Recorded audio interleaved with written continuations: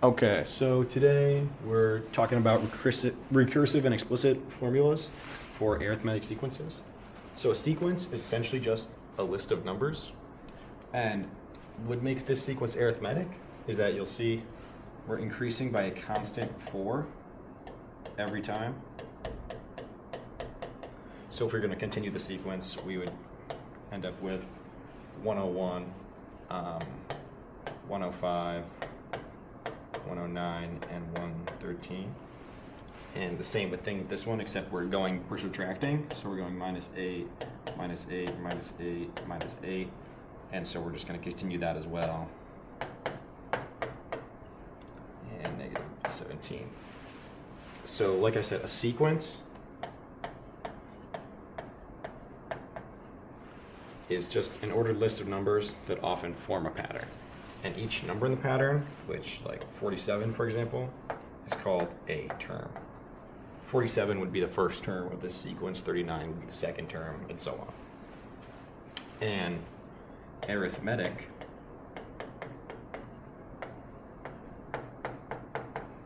sequence is one where the difference between any two terms, like these, is constant throughout. So this is always a minus 8, this is always a plus 4. And that difference is called the common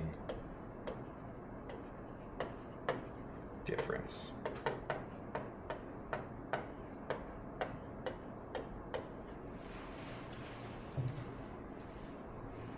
So determining if these are arithmetic sequences, we're just looking to make sure there is a common difference. So with this one, we're going minus 2, minus 2, minus 2. So yes, this is arithmetic because it's always minus 2. This one, plus 3, and then plus 4. So this is not arithmetic because it's not a common difference. And then with our recursive formula, the important thing to note about our recursive formula is that it's describing the next few terms. So if we have the fourth term and we want to find the fifth, sixth, seventh term, we can do that. So you're going to see a couple different letters here. We have A, N, and D. So D is that common difference that we already talked about. It's how it's changing every time. A is the A of N is just, it says the nth term of the sequence. The nth term just means any number could replace that. So the nth term is just a placeholder for whatever term we want to find. And then the n minus 1 term is just the one before that term. So if our nth term was, say, the third, then our previous term would be A2 because 3 minus 1 equals 2. Okay. And the formula for this will be given to you, which is important to know because we're going to need that.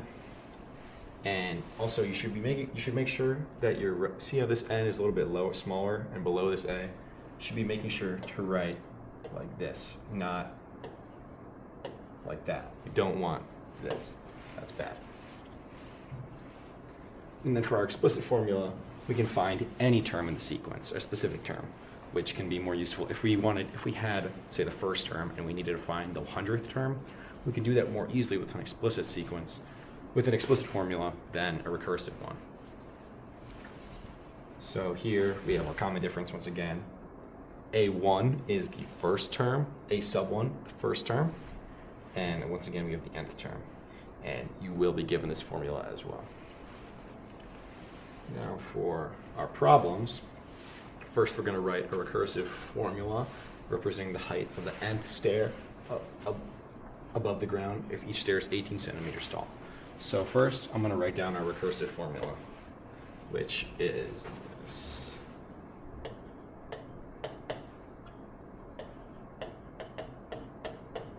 It's that one we already looked at. A sub n equals A sub n minus 1 plus D.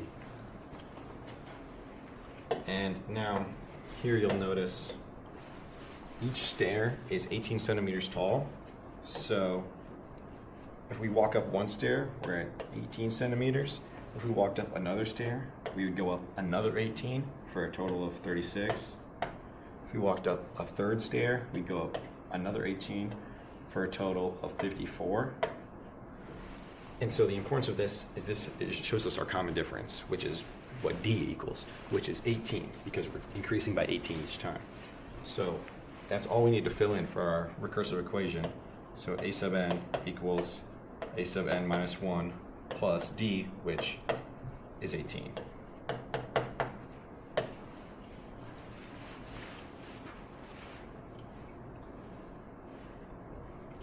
Okay, so here the cost to rent a bike is $28 for the first hour and $12 for every additional hour, and we're writing an explicit formula for the cost after n hours.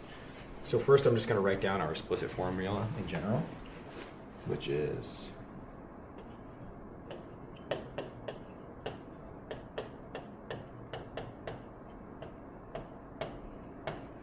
that. Right? We can see, yeah, okay. And so from here, we just have to figure out what all we need to find in an explicit formula is A1 and D. That's it. The rest we don't need to find. So our A1 we can figure out is 28 because that's the cost for the first hour. Hour 1 costs 28, so that's our A1. So we're going to record A1 equals 28. And now our D is our cost for each additional hour, which is 12. Because every hour we add on adds another 12. So after 2 hours, it costs $12 more than 1 hour. 3 hours would be $12 more than 2 hours, and so on. So 12 is D.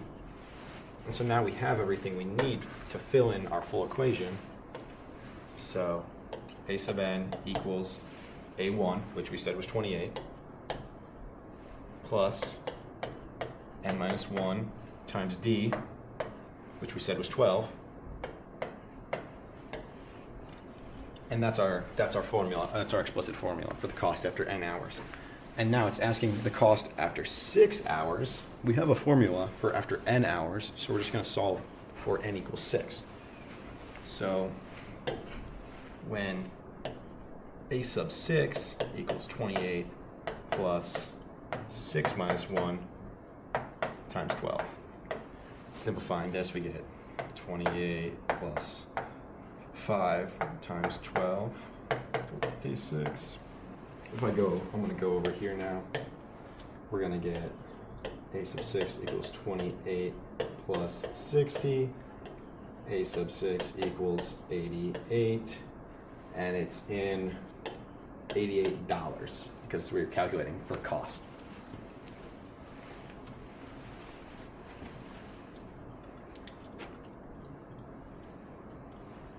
Okay, here we're calculating explicit formulas given these sequences.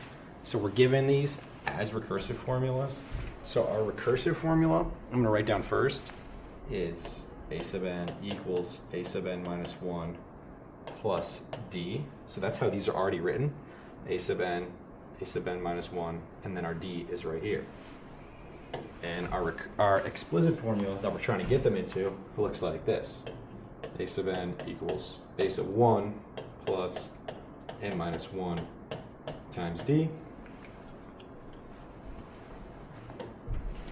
So now for our first one, all we need to get an explicit formula is A sub 1 and D. We're given A sub 1, so we know that.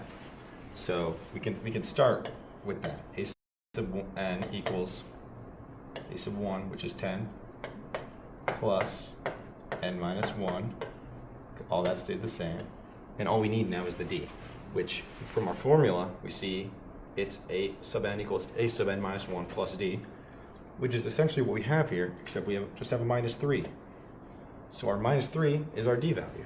So we replace this with minus 3. And now we have our explicit sequence, our explicit formula. We're going to do the same thing for this problem, for part B. A sub n equals A sub 1, which is negative 1, plus n minus 1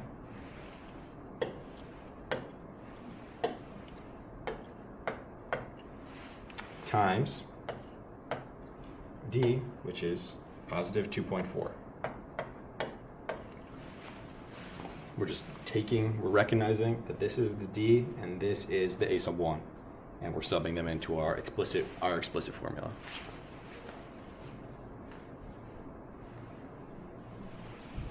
So now we're given an explicit formula, and we have to find the recursive from this. So for these, it's important to recognize that our explicit formulas look a little different than they did here. All that we did was we distributed this 2.4, or in this case we distributed 3, because then we end up with, say, 2.4 n minus 2.4 plus negative 1. And so we would end up with a 2.4 next to our n, or whatever our d is next to our n. And so for that reason, in this case, our positive 3 is actually what n is actually what d is, sorry. So d equals 3 in this case.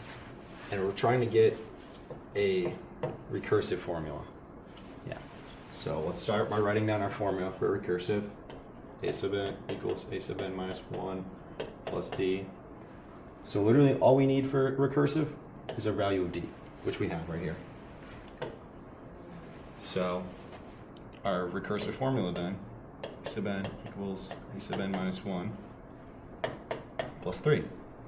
We just took our d value, plugged it in. For part B, our d value is negative 5, because that's multiplying by n. So our recursive formula is a sub n equals a sub n minus 1 minus 5. We're just plugging our d value from here into right there. Now we're going to determine if these are sequences or not. So starting with problem 5, we're going to notice this is a minus 2, minus 2, minus 2, which is all the same. Yes, d equals negative 2 because it was constant. Here we have plus 3, plus 3, plus 4.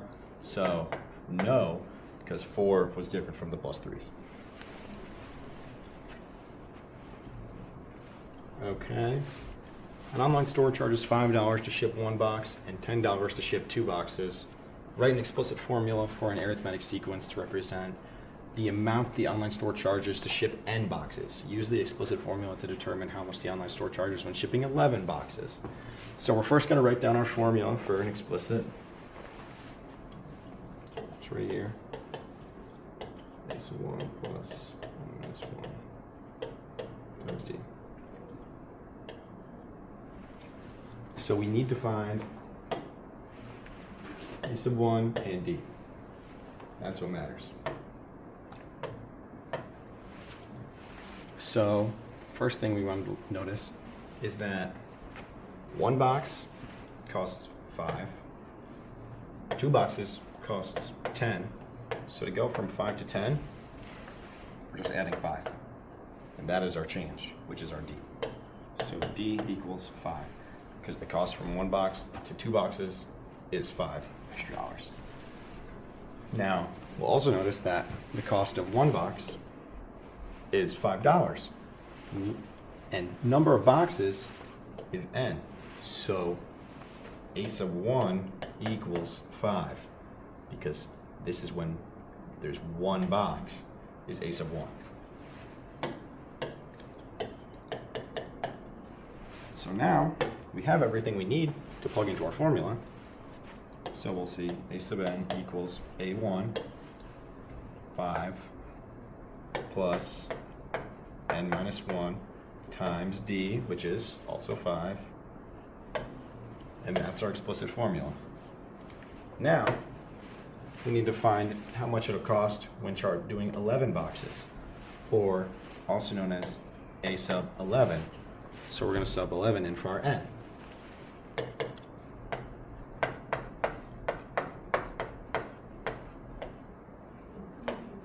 So here we're just going to simplify 10, 5 plus 5 equals 5 plus 50. A sub 11 equals $55. And that's it for today's notes.